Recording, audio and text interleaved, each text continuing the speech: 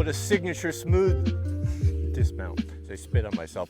Welcome back to the homestead, beloved. Today, well, you're going to be watching a man operating at the extreme limits of his ability. We are going to be installing the super cool glass French door in the cozy cabin. Now, I've installed a lot of doors, and I have to say the majority of them have not closed as well as I would have liked, but today's going to be the exception. We're going to do everything properly. I'll walk you through it, and we all might learn something together. To be honest, installing doors is really nothing to be scared of. Now that everything is pre-hung, meaning you got the slab and the jamb all in one, really you only have to worry about your rough opening size. Back in the day, my dad told me that when you used to have to take a contractor's license, and this was in Oregon, the test was you had to build a building and a whole door jamb and door from scratch. And they figured if you were a good enough carpenter to do that, meaning like boring out and notching out for the hinges and building the frame and everything, line it up with perfect reveal, that you could probably build a house, which I think is probably safe to assume.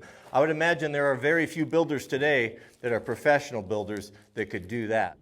So we've got a solid wood door here, set up for a 2x6 jamb. So two measurements we need. We're going to be 37.5 is our width. And our height, 81.5, plus 2 on your opening. 2 inches wider than the door jamb, 2 inches taller than the door jamb, and you're usually in pretty good shape. If our jamb is 37.5, our rough opening should be 39.5. Our door jamb is 81.5. We're hoping for 83.5, which we have more than enough. Here's what a guy wants to think about when you're waterproofing these thresholds. You know, when you're walking in and out, you've got wet feet and it's dripping and that water drips down, and it's real common in older houses for this area to be all rotted out. They just didn't treat them back in the day. I don't know why. Now we have some really great products. You can even get like a pan that keeps this waterproof. But here's what you're trying to accomplish. It's fine that water gets down there. You want it just to either run out on the deck where it'll evaporate or run into the house where it'll evaporate because the house is heated. You just don't want it sitting in here. Now we put flashing all the way around, so it's impossible for water to get through there except for these screw holes, which will tape up. So we're just going to go ahead and stick this. We're going to run up the side a few inches.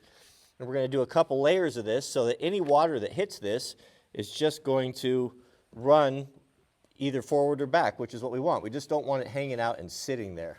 We'll cut 2 of these strips the same length. While I have your attention, did you know that you can join the Wrangler Star War Band? Did you know that we meet every morning down at the war camp at the tent and share coffee and a fire and a live stream from 5 a.m. to about 8 or 9? If you'd like to participate and see what we're up to, become a member and you'll get the invitation. You can join us tomorrow morning.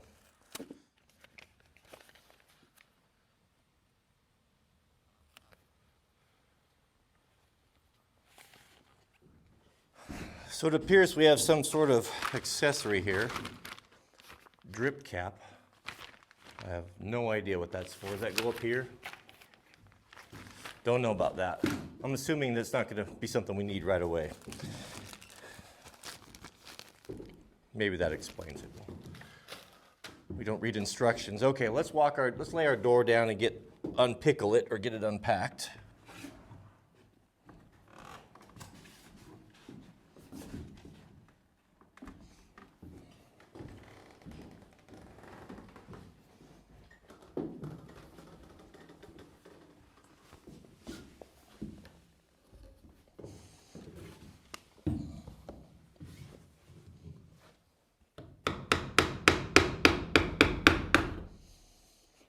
They do love their staples, don't they?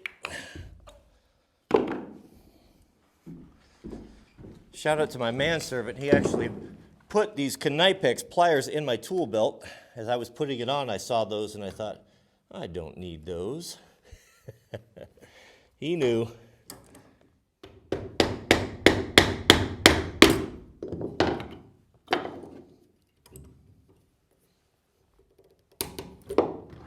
You don't need any special tools to install a door. You just need a drill, 4-foot level, handful of cedar shims, and some 4-inch screws. These are the cedar shims. These are essential for hanging doors, whether they be interior or exterior, because this is how you're going to make it fit. The reason why the opening is so much bigger than the door, it's actually not very much bigger when you figure, is you have to assume that whoever framed it didn't frame it square. And you need a little bit of wiggle room. You always want wiggle room. And so these shims, how they work is you always work with two. You never put one in because that will yoink the frame out of square, and then you have all sorts of problems. Whenever you put them in, you're going to put them in, and as you push them together, they get thicker and thicker. This will make your life a lot easier. You see that the door's leaning, it's pulling the whole jamb back, so get some shims, the thickness for this gap right here, whatever that may be. And you're going to take this shim pack and you're going to put it under the door over here. And now that's going to hold that door at the right height so that you're not fighting the jamb. I forgot to mention, make sure you always check that your floor is level. If it's not, you can just stack shims on whatever the low side is, because if this is going crooked, you'll never get this door right. Ask me how I know. Now some guys just screw it right to the framing, but since everything's so square and the Jalon and crew did such a nice job on it, we'll just put just a little bit of shim in here. This will give us some adjustability. Believe it or not, I do not own a screw with this head size. All I have are these great big boys, and they are sticking out so far that when the door hinges close, it's gonna bind everything up. So I'm gonna drop my bags, we'll run down to the local hardware store, grab the right screw, hopefully in the right color, and I'll be right back.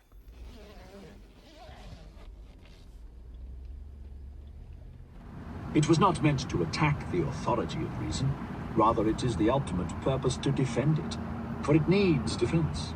We are back, beloved, with the best screws I could find. Not perfect, but 3-inch Phillips with the same head. They did not have bronze, but this is really what matters. Ah, yes, there's a strange and unwanted phenomenon that takes place in a carpenter's tool belt. The commingling of multiple types of screws. We call this trail mix, and it's very unwanted. All right, let's get this door installed. Every time I do these videos, people ask why it is I don't use an impact gun, why I prefer a drill. I don't like the noise. I don't like the noise. It hurts my ears, the rattling. I'd just rather have a drill.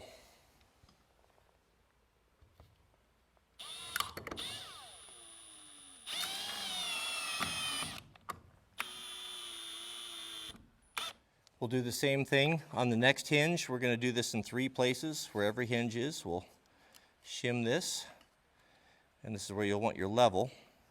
We're replacing that short screw with the long one,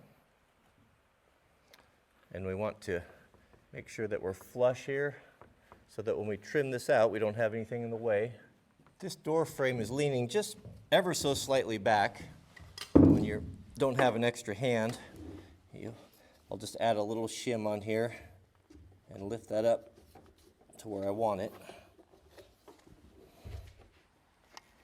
Dead on.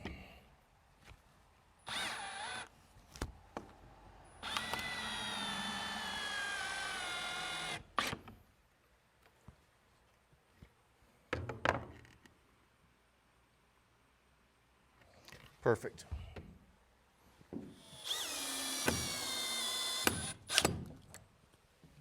For the non-hinge side, pull the weather stripping off, and this will give us a place where we can hide the screws so that we won't see them. This next wedge pack is going to go towards the top here, and we don't want to put too much force on it, but remember when you suck your screw in, it's going to compress it a little bit. I'm going to use a special drill bit. This is a countersinking drill bit. It's got a drill bit in it, does a little recess for the head. And we're going to put it so it's hidden behind the weather strip.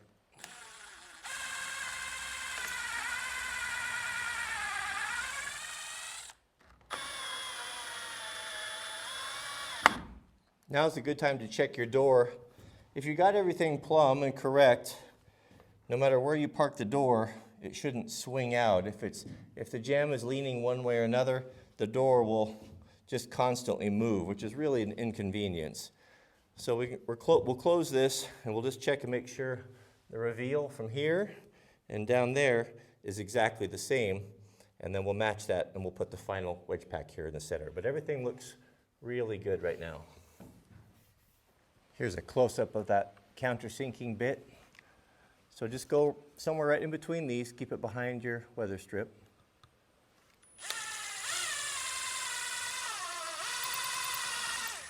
Now that will allow that screw head to sit flush. Put your wedges right behind where you drilled, and don't push too tight. The more you push, the more it pushes that jamb out, but a little bit, because that screw will suck it in. So you just a little bit of trial and error, comes with experience. Now we can run our screw in, and you'll see how it sits flush.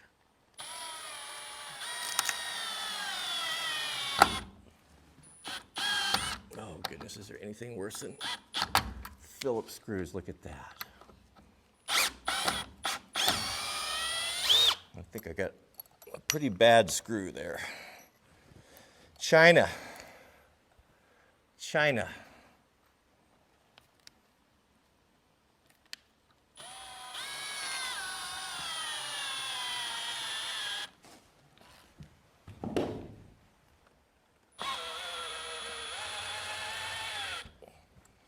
There, see how that sits flush? It's not going to stick out.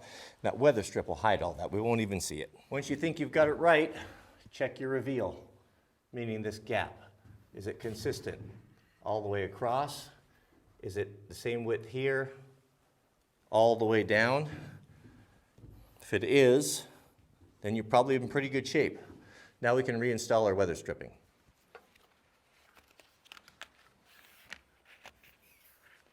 Here you can see how that weather stripping covers up and hides those screws. The reason why this weather stripping is designed this way is so you can replace it. It wears out, especially when your little dogs scratch in the corner. You'll see that a lot. Wanting to get in, they'll tear this all up, but it's a common item, easy to fix. Yeah, this looks really good, gentlemen. My reveal right there in the center is a little bit tight, so the door is kind of bowing in a little bit. The fix is simple. You just pull your weather strip back. You might have to do this a time or two. And it's just, we just got too much wedge in there. Just back that screw out. And take a little bit of that wedge out. It doesn't take much, it's pretty close. And then run your screw back in. And you can adjust it to exactly what you need and make that reveal perfect.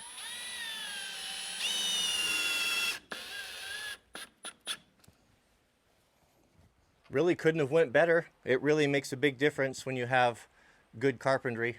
Jalon and crew did a great job. Everything was plumb. It made it easier for me. Makes it easier for the finished carpenter. The reason why I didn't go tight over here to the 2x4 and shim on the other side is I wanted to keep this door as centered as possible in the opening, because in a house with siding, whether the trim runs over doesn't make that much difference, but here we're really limited, so we want the trim to be even, so the same thickness. So if this is 2-inch here, we want it to be 2-inch here, or I do. Those things matter to me. And now it's centered in the hole, and it'll be easy to trim out. And it looks very nice, very nice. That full glass door with the 2 picture windows will let a lot of light in, and then this will be painted. We'll just have to determine what color. It's like I'll just leave those on there. That way we can paint up tight to it, cut it in and pull them off and have a nice clean line. But that's it. That is not something outside the realm of Proho. You can do it with a drill, a level, and some basic tools. Not a problem.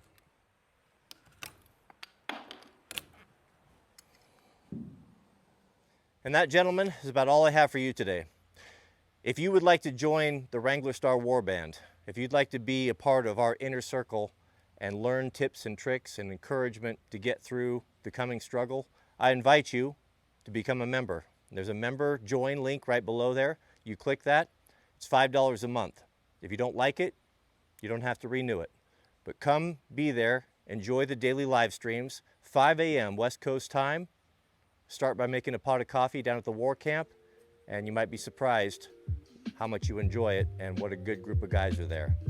Come and be part of it, and we'll get through the struggle together. May God bless you and your families. Hit the thumbs up if you enjoy these tutorial videos. Pray for us. We're praying for you constantly, and we'll see you all on the next video.